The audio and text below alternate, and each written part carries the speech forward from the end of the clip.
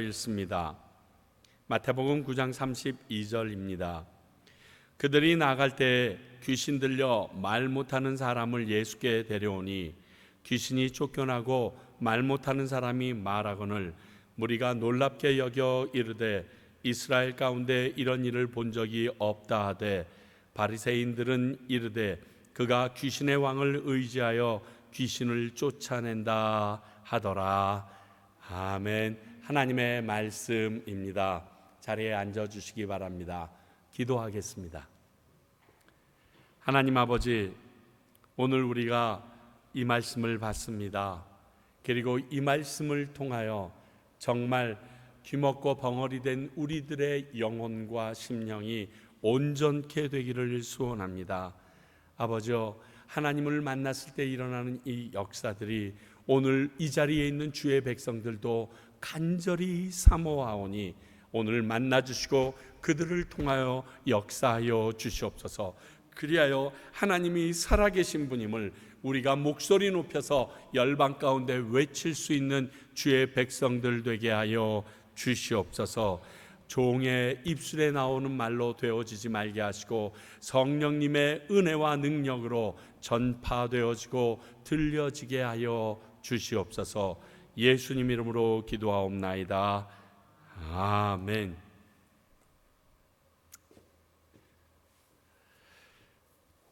오늘 본문은 우리가 지금 쭉 살펴보고 있는 마태복음 8장과 9장의 10가지의 기적 중에 마지막 번째 기적 내용이 됩니다. 여러분 그 문단의 구조 기억하십니까? 계속 말씀드렸는데 8장서부터 9장까지 10가지의 기적을 중심으로 전개되고 있는데 앞에 3가지 기적 이후에 예수님의 가르침과 논쟁이 들어가고 또 3가지의 기적 이후에 예수님의 가르침과 논쟁이 들어가고 그리고 4가지의 이 기적 이후에는 예수님의 사역과 예수님의 간절한 바람이 들어가는 이러한 구조로 되어 있는데 이 마지막 번째의 기적이 오늘 내용입니다. 결국 우리가 살펴본 것처럼 이 10가지의 기적은요, 세상 가운데는 소망이 사라진, 세상에서는 어떠한 자신의 노력으로도 불가능하다라고 여겨지는 절망 가운데 있는 사람들이 예수님을 만남으로 혹은 예수님이 그들과 함께 하심으로 인하여 치유와 회복이 일어나는 것을 우리에게 알려주고 있습니다. 그러니까 이것, 예수님이 우리와 함께 하심으로 말미암아 일어나는 이 일들이 우리 가운데 있길 원하느냐? 그러면 너희들도 그분을 사모하라. 이게 전체적인 구조의 핵심이 됩니다. 오늘은 마지막 기적을 통해서 우리에게 주시는 그 음성을 듣고자 합니다. 3부류의 사람이 등장하는데 첫 번째는 귀신 들려 말 못하는 사람이고요, 2번째는 예수님, 그리고 3번째는 바리새인들이 등장합니다. 순서대로 한번 살펴봅니다. 첫 번째, 귀신 들려 말 못하는 사람이 32절에 등장합니다. 전에도 말씀드린 적이 있지만 모든 질병이 귀신과 연관되는 건 아닙니다. 그러나 오늘 이 벙어리되고 말 못하는 이 병은 귀신으로 인하여 억눌려서 이러한 질병을 얻게 되었습니다. 여러분, 말을 하지 못한다는 것은 듣지도 못한다는 거 아시죠? 이것이 후천적으로 일어나서 이미 들어본 적이 있는 사람은 나중에 귀가 들리지 않아서 말은 하지만 입술을 보고 말은 하지만 듣지는 못하는 상황이 있지만 대부분 듣지 못하는 것과 말하지 못하는 이 모든 것이 합쳐져서 농아인이라고 이야기합니다. 아마 이 사람도 그러지 않았을까 모르겠습니다. 이것을 우리는 이렇게 표현할 수 있습니다. 이성이 제 기능을 하지 못하는 사람이다. 내 지각과 이성이 제 기능을 하지 못하는 사람. 다시 말해서 예수님에 대해서 들을 수도 없었습니다. 그러니까 예수님에게 나아갈 수도 없었습니다. 더군다나 귀신에게 사로잡혀 있으니까 자신의 생각이나 의지대로 행동할 수 없었던 것은 너무나 자명합니다. 바로 그런 사람을 말합니다. 현대 사회에 있어서 이런 사람이 적지 않은 것 같습니다.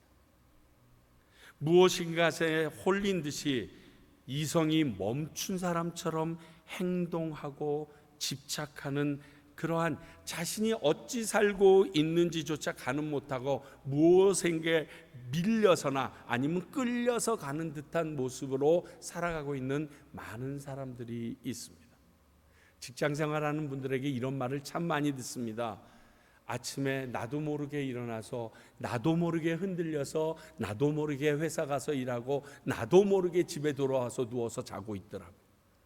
어쩌면 그 말이 사실일 것입니다. 그저 살기 위하여 나도 모르는 휩쓸리는 풍랑 같은 그 물결 위에 몸을 맡긴 모습들 말입니다. 최근에 넷플릭스에서 오징어 게임이란 한국 드라마가 전 세계적으로 열풍을 일으키고 있습니다. 저는 전체를 볼 생각을 못한 게 몇 부분을 짤로 보고 나니까 너무 잔인하더라고요. 그리고 저의 어렸을 때의 동심이 파괴되는 것 같아서 지속적으로 보고 싶지는 않았습니다. 그런데 그 드라마가 말하고자 하는 메시지 중에 한 가지 정도는 제가 그 순간에도 찾아낼 수 있겠더라고요. 지금을 살아가는 사람들은요, 돈과 사람의 목숨의 가치를 동일하게 놓고 있다는 것을 얘기하고 있더라고요. 그러니까 이거예요. 상대방이 죽으면 그 몫의 돈을 내가 차지한다라는 지금 시대의 사람들이 갖고 있는 그 사상, 생각을 그 드라마에 그대로 담고 있다는 것을 감독이 우리에게 말하고 싶었던 것 같습니다. 그런 상황에 있는 사람들에게는요, 이성은 찾기가 어렵습니다. 혹시 거기에 나온 몇몇 사람을 통하여 이성을 발견하기도 하는데, 종교도 발견하기도 하는데, 그 모든 것들이 자신을 방어하기 위하여 상대방을 속이는 도구로 사용되어지고요, 상대방의 목숨을 빼앗는 도구로 그것들을 사용하고 있다는 것을 압니다. 종교 역시 상대방이 죽어줬음으로 인하여 내가 살았기에 그 상대방의 죽음에 감사하는 기도를 드리는 말도 안 되는 모습으로 비춰지는 그 내용을 보면서 가슴 한 구석이 답답하지만 정말 저렇지 하는 생각에 정말 어찌할 바를 몰랐습니다. 저는 지금 시대를 살고 있는 현대인들이 오늘 본문에 나온 귀신에 눌려서 말 못하는 사람의 부류와 동일한 모습이 아닌가 생각해 봅니다. 물론 그 안에는 저와 여러분들도 포함되어 계실 수 있습니다. 우리가 알아야 될 게 있습니다. 귀신은요, 우리로 고통과 좌절 가운데 멸망으로 무너져 내리게 하는 존재라는 것입니다. 귀신은 우리를 이롭게 하는 존재는 전혀 아니라는 것입니다. 요즘에 많은 드라마와 영화들이 귀신을 등장시키면서 그 뒤 귀신과의 커뮤니케이션으로 유익을 얻는 착한 귀신의 등장을 이야기하고 있는데, 그것이 귀신이라면 그럴 수 없습니다.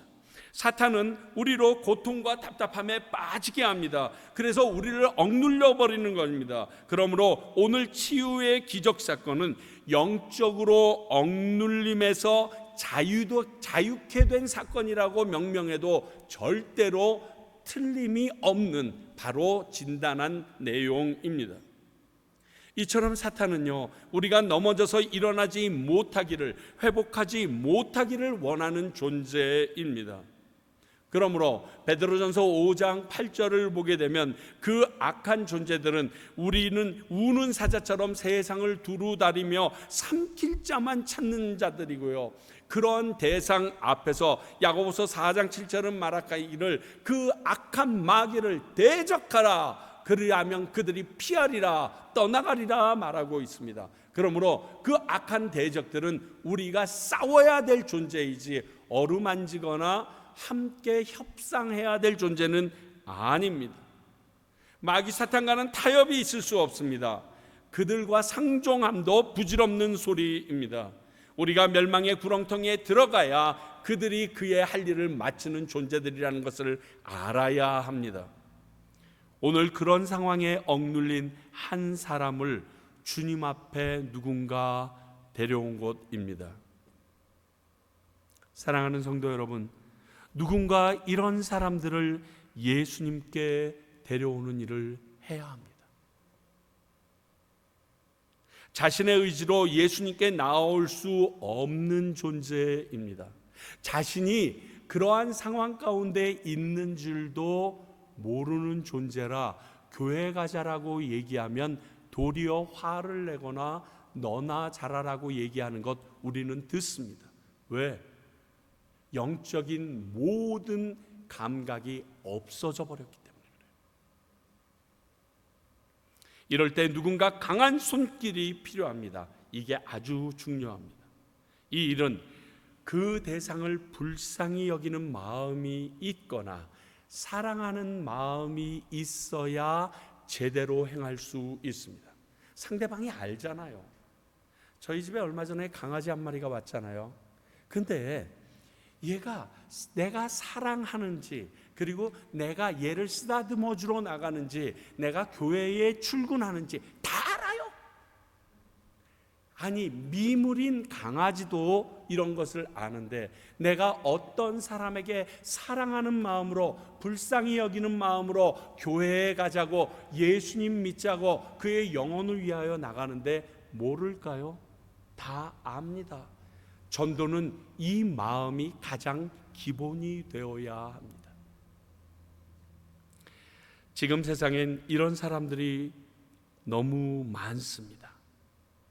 여러분, 귀신 들렸다고 미친 사람 행세하고 여기 꼭 뭐 이렇게 기괴한 행동하고 말한다라고 생각하지 마십시오. 보기에 너무나 멀쩡합니다. 그러나 이런 어둠의 세력에게 묶여서 사는 사람들이 있습니다.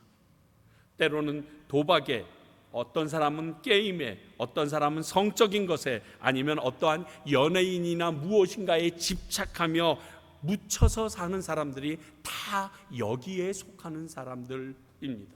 마음이 허하거든요. 무엇인가로 채워야 되는데 그 채울 것을 이러한 잡다한 것들로 채우려고 노력합니다. 그런데 채워지지 않죠. 아무의 말도 들으려 하지 않고 자기 말만 계속하는 존재들과 같습니다.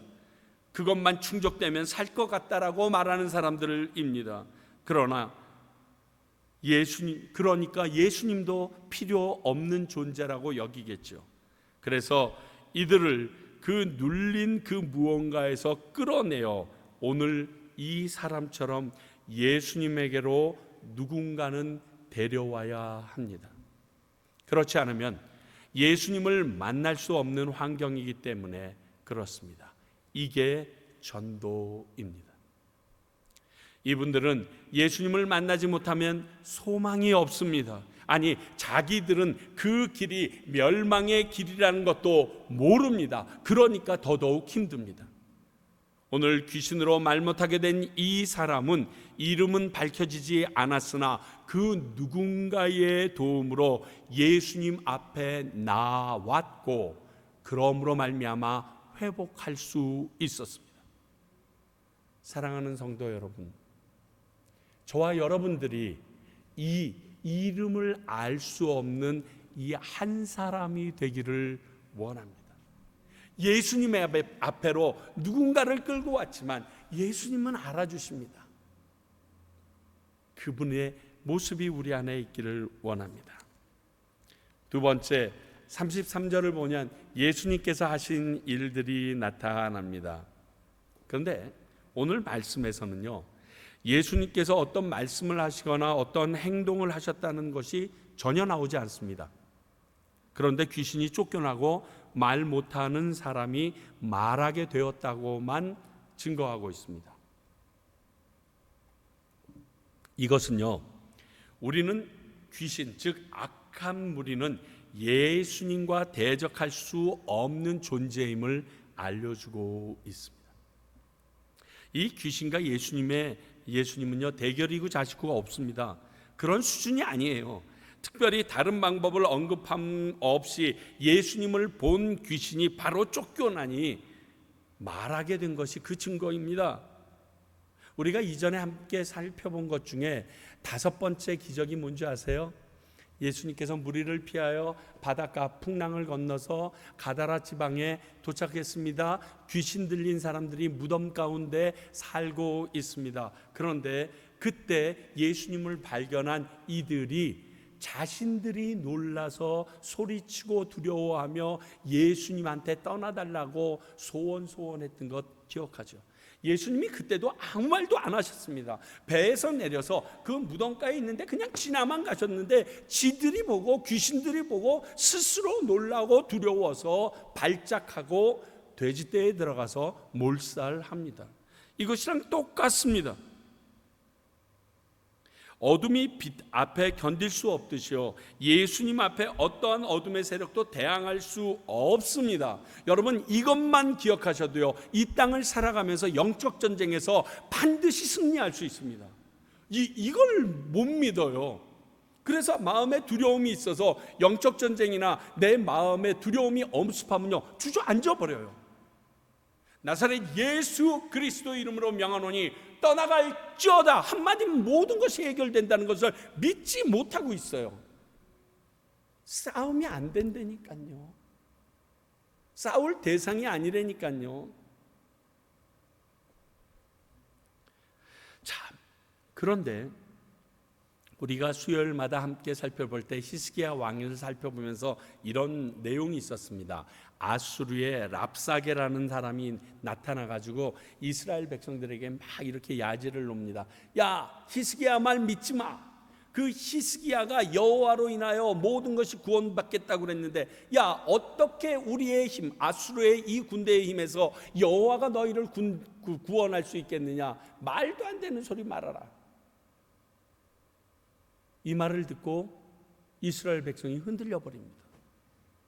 히스기야까지도 두려워서 그 내용을 가지고 성전에 가서 하나님 앞에 기도합니다. 이사야가 걱정 말라, 돌아가면 죽어, 걱정하지 마, 얘기해 줘도 흔들립니다. 우리에게도 이럴 때가 있습니다. 막 내가 예수님이 이런 분이심을 알고 하나님이 이런 능력을 가지고 있음을 아는데 그게 될까? 옆에서 누군가 야, 그런 거 본 적이 없는데, 이 말 한마디에 우르르 흔들려서 하나님을 붙잡는 손들이 완전히 놓쳐버립니다. 이땐 여러분 이렇게 하십시오. 주님 한 분만으로 나는 만족해 하고 선포해버리시고 끝내세요. 그분 한 분이면 다 해결됩니다. 다른 것으로는 해결이 없습니다. 결국 예수님과 만남, 우리 안에 계심이 이런 능력을 드러냅니다. 그게 임마누엘 하나님이시죠. 지금까지 10가지 기적의 공통점을 아까 나눴지만 모두가 예수님을 만나거나 그 예수님이 함께 계실 때 일어났다는 것입니다. 기억하세요. 우리는 그분과의 만남이나 관계를 굉장히 중요히 여겨야 합니다. 그러면 그분이 일하십니다. 예배를 왜 중요하게 여기려고 하냐면 예배의 근원은 우리와 하나님이 오늘 이 예배 가운데 만나는 것입니다. 설교가 여러분들이 하나님과 만나는 통로가 아니라요, 이 예배 전체가 찬양 속에, 기도 속에, 혹 하나님의 말씀의 선포 속에 그분의 음성을 듣고 그분을 만날 수 있는 것이 예배이기 때문에 예배 안에서 하나님을 만나는 역사, 놀라운 축복이 일어날 수 있기 때문에 그렇습니다. 오늘도 그렇지만 베드로의 장모를 살리실 때도요, 예수님께서 그 베드로의 집에 들어가 보니까 장모가 누워 있어요. 그러니까 살려줍니다. 그 집안에 우환이었을지 모르겠습니다. 싹 사라져 버립니다. 예수님이 그 집안에 들어가기만 하면 여러분 가정 가운데 힘들고 어렵고 여러분 마음 가운데 어려웠던 모든 부분들이 해결되어짐을 믿고 그분을 모시어 드릴 수 있어야 합니다. 그분의 임재가 있는 곳을 보면요, 옥문이 열리고요, 착고도 풀어지고요, 죽은 자도 살아났고요, 풍랑도 잠잠해졌습니다. 성경에 딱 3번 나옵니다. 이 임마누엘이라는 말이 이사야의 2번과 마태복음 1장 23절에 1번 나오는데, 이 임마누엘의 하나님이라는 이 말의 뜻은 우리와 함께 하시는 하나님입니다. 영어로 얘기하면 God with us가 됩니다. 이것은 하나님의 이름이기도 하지만 예수님의 이름이기도 하다라고 마태복음 1장은 전하고 있습니다. 자, 이름에서 보듯이요, 이는 우리가 노력해서 하나님이 같이 해주시는 것이 아니고 하나님이 주체가 되어서 우리와 함께 해주시는 겁니다. 굉장히 다릅니다. 우리가 착하려고 노력해서 그분이 우리랑 같이 있어 주신 게 아니라, 우리가 죄 많고 부족하지만 그분이 함께 하시길 원하면 그분이 우리에게 직접 찾아오시어 함께 해주신다는 의미가 이 이름의 뜻입니다. 그러면 오늘같이 놀라운 일이 일어나게 되는 것입니다. 저는 저와 여러분들이 이 임마누엘 되시는 주님을 간절히 바라기를 원합니다. 주님이랑 함께 있으면 힘들 것 같죠. 처음에는 부담스러운 일들이 많지만 그분으로 인하여 얻는 것이 훨씬 더 많습니다. 아니, 죄랑 가까이 못해서 안 다닐 필요는 없잖아요.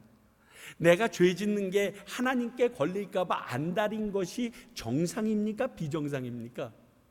비정상이잖아요. 죄 짓기 위해서 하나님이 나와 함께 있는 게 싫다는 것이, 컨닝하기 위하여 선생님이 들어오지 않았으면 좋겠다는 거랑 똑같은 거 아니에요. 그거 자체가 잘못된 생각인데, 그러므로 우리 평강교회도요, 임마누엘 대신 그분의 임재를 간절히 사모하는 교회가 되길 원합니다. 그렇게 되면요, 하나님은 오늘 말씀처럼 우리 같이 교동문 읽었던 것처럼 이렇게 선포하십니다. Be still, know that I am God. 너희는 가만히 있기만 해. 그래서 내가 하나님됨을 너희들에게 보여줄게. 이때 일어난 것이 홍해가 갈라졌고요, 하나님의 놀라운 역사들이 일어난 것이 바로 이 순간입니다. 마지막으로 34절을 보면 바리새인들의 비난이 나옵니다. 그런데 이 놀라운 일이 일어난 현장에서 바리새인들은 이 기적의 가치를 폄하하고 비난하고 있습니다. 일어난 일에 대해서 전 인정할 것은 인정하는 자세가 필요하다라고 믿습니다. 이 부분이 우리들에게 부족한 부분인데, 특히 나와 의견이 다른 대치 중에 있는 사람들에 대해서는 더욱 비난이 심해지는 것을 봅니다. 자, 지금 귀신이 떠나갔고요, 고통과 억눌림에 있던 어쩌면 친구일 수 있고요, 넓게 잡아도 동족인 사람이 자유함을 얻었습니다. 그런데 이 일을 이룬 그 예수님에 대하여 비난하는 그 시간이 먼저일까요? 그게 옳은 걸까요? 먼저 함께 기뻐하고 즐거워하는 게 바르지 않습니까? 최소한 그 하나님이 하셨다는 거 인정하기 싫으면, 그 예수님이 하셨다는 거 인정하기 싫으면 하나님께 영광이라도 돌릴 수 있잖아요. 하나님을 찬양하고 즐거워할 수도 있잖아요. 이 기적은 부인할 수 없는 사실, 실제 팩트입니다. 근데 왜 이러는지 모르겠어요. 초대교회에 성전 미문에 앉아서 구걸을 하던 40년 동안 일어난 본 적이 없는 안진뱅이가 있습니다. 그래서 베드로와 요한이 들어가다가 내가 가진 것은 없으니 나사렛 예수 이름으로 일어나 걸으라 합니다. 그래서 일어나 걷게 되고, 그 안진뱅이여서 성전에 들어갈 수 없었던 사람이 그날 성전에 들어가서 뛰며 하나님을 찬양하고 예배드립니다. 이게 사건이 돼서 산헤들린 공의회에서 그 사람을 잡아서 신문하고 계속 여러 가지 말을 이야기합니다. 그랬더니 이 40년 된 이 사람이 이렇게 고백합니다. 저는 율법이고 뭐고 잘 모르겠습니다. 그런데 제가 아는 거 하나가 딱 있는데, 옛날에는 안진뱅이로 꼼짝달싹 못하다가 지금은 일어나서 뛰고 달릴 수 있다라는 사실입니다 라고 딱 선언을 해버립니다. 이 말 앞에 많은 산에 들린 공의회 회원들이 할 말을 잊어서 베드로와 요한을 매질 정도로 해서 끝내고 쫓아내는 걸로 끝나는 장면이 나옵니다. 안진뱅이가 일어나 있는데 무슨 다른 말이 필요해요? 말 못하던 사람이 지금 말하고 있는데 무슨 다른 증거가 필요해요? 그거 자체로 감사해야 되지 않아요? 여기 보면 귀신 들려 말 못한다라는 것을 보통 사람들도 알았다면 이 사람이 지금 귀신에 매여 있다는 걸 다른 사람들도 알고 있었는데 말을 하기 시작했다라고 그러면 자유함을 얻었다라고 기뻐하면 되는 거 아닙니까? 이 말씀을 보다가 문득 반대파에 있는 사람들의 한 일은 다 잘못한 일이고 비판받은 일이라고 말하는 정치인들의 행태가 갑자기 떠오르더라고요. 참 전 그거 보면서 답답해요. 그건 아니죠. 그래도 잘한 건 있잖아요. 그럼 잘한 건 잘했다고 얘기해야죠. 그리고 못한 건 못했다라고 얘기할 수 있어야죠. 지난주 목요일 날 저희 교회에서 이 지역 목사님들이 모여서 함께 총회를 했습니다. 우리 새로운 회장님을 뽑아야 되는 일도 있고, 그런데 오셔서 참 2-3시간 동안 많은 이야기를 나누는 시간이 되었습니다. 그리고서 엄청 회개했습니다. 왜냐하면 제가 여기 와서 1년 동안, 아니 그 전에도 와서 들었던 많은 소문들이 있습니다. 여기 계신 목회자들에 대하여. 그 모든 것에 대하여 선입견을 가지고 그분들을 만난 것에 대해서 정말 하나님 앞에 깊이 회개했습니다. 제가 말씀으로 듣고 그분들과 대화한 내용으로는 너무너무 훌륭한 부분들이 많다는 거예요. 도저히 지금의 저로서는 나이가 많든지 적든지 따라갈 수 없는 그러한 삶을 살았고 일들을 하셨다는 것을 알게 되었어요. 부족한 부분이 없을 수는 없겠지만 모든 사람을 만족시키는 일을 이 땅에 오신 예수님도 하지 못했어요. 그런데 그 잘못된 부족한 부분들을 비난하는 것, 우리가 바른 행동이 아닙니다. 이를 어떤 사람이 할 수 있겠습니까? 사람이 악하기 때문에 이 일은 불가능합니다. 상대방의 잘한 일은 인정하고 또 하나님께 감사하는 기본적인 자세는 갖추고 살았으면 좋겠습니다. 그리고 이 말씀을 보면서 비난을 위한 비난은 맹점이 있다는 거예요. 예수님이 하시는 일, 그의 위상이 높아지는 게 싫어서 자신이 위험하다고 느껴서 이런 비난을 한 겁니다. 이러한 비난에는 허점이 있습니다. 첫 번째는 무리수를 두게 됩니다. 어찌하든지 상대방을 이겨야 하고 나의 옳음을 나타내야 하는 거기 때문에 방법이 탁 떠오르지 않으면 맹목적으로 논리 없이 기승전결 없는 비방을 하게 됩니다. 그래서 그 말을 들은 주위의 사람들이 왜? Why? 하고 도리어 물음을 갖게끔 만드는 그러한 비난을 하게 될 경우가 많아요. 이러한 비난은요, 스스로 모순과 비합리에 빠집니다. 이렇게 급히 말한 것이니까 행한 일이나 모든 것이 평상시에 자신이 반대하던 일을 자신이 하고 있을 수도 있고요, 스스로 생각해도 말이 안 되는 모순이 보이기도 합니다. 오늘도 그렇거든요. 일단 비난함으로 상대방에게 어려움을 주는 게 목적이기 때문에 이런 모순이 생깁니다. 이것은 한마디로 편견에 사로잡힌 모습입니다. 하나님이 하신 일을 귀신의 왕이 했다고 말하는 우를 범합니다. 이게 얼마나 큰 죄인지 아십니까? 하나님의 능력을 귀신의 능력으로 뒤바꿔 버리는 것이니까 이건 정말 죄사함 받기 힘든 죄 중에 큰 죄입니다. 근데 그렇게 자신이 죄를 저지르고 있는지도 깨닫지 못합니다. 어떤 일이나 사람을 판단하고 특히 비판하기 전에 우리는 먼저 우리 자신을 돌아볼 수 있어야 합니다. 내가 할 말과 내 생각을 점검해 볼 필요가 있습니다. 그렇지 않으면 이러한 허점을 드러내는 말도 안 되는 판단을 가할 수 있기 때문에 그렇습니다. 여러분들에게 권합니다. 가능하면 비난하는 자리, 누가가 어쩌다는 얘기하는데 좋지 않는 그 사람의 뒷담화를 하는 자리에 있으면 여러분 박차고 일어나서 나오십시오. 거기에 머물러 있지 마십시오. 아차, 잊어버렸어, 나 무슨 일이 있었는데, 그냥 나와 버리세요. 왜냐하면 그 자리가 죄의 자리가 될 가능성이 아주 높기 때문에 그렇습니다. 여러분, 그 정도 용기는 있어야죠. 그 내용을 듣고 하나님께 기도하세요. 어쩔 수 없이 듣게 되었다면 하나님께 기도하세요. 내 입에 담았다가 그 일로 주님께서 나중에 문책하겠다고 성경은 기록하고 있습니다. 그냥 돌아보지 마세요. 마지막 한 가지 참 기가 막힌 사실이 있는데, 우리 주님은요, 우리의 잘못을 눈치채지 못하는 분이 아니라는 사실을 아셔야 합니다. 마태복음 15장 26절 한번 볼까요? 만일 사탄이 사탄을 쫓아내면 스스로 분쟁하는 것이니 그리하고야 어떻게 그의 나라가 서겠느냐. 자, 지금 귀신을 쫓아내는데 귀신의 왕이 쫓아낸다고 얘기를 합니다. 이것이 이런 모순이 있다라고 마태복음 15장에서 말합니다. 다시 말해서 오늘 이 사건이 오늘 한 번뿐이 아니라는 겁니다.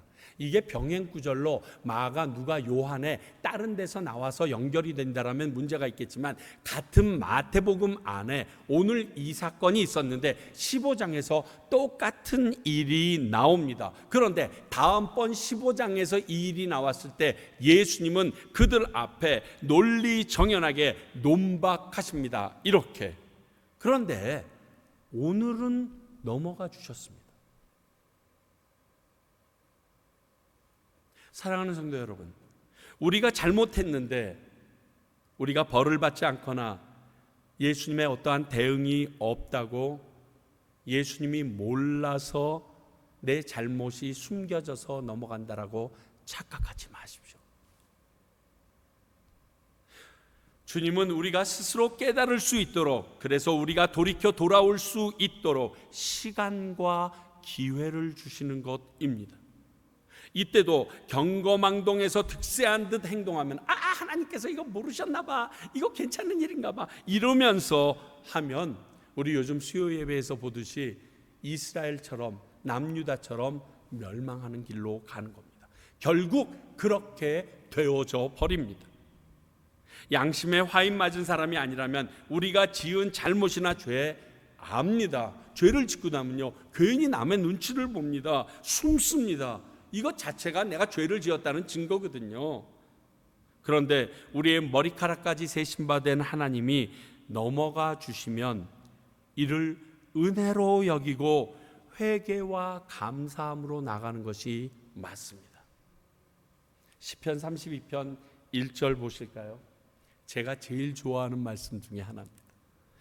허물의 사함을 받고 자신의 죄가 가려진 자는 복이 있도다. 로마서에서도 바울이 한 번 더 이 부분을 언급합니다. 그렇습니다. 허물의 사함을 받는 것도, 그리고 우리의 죄가 사람들 앞에 덮어져서 가려지는 것도요, 하나님의 은혜입니다.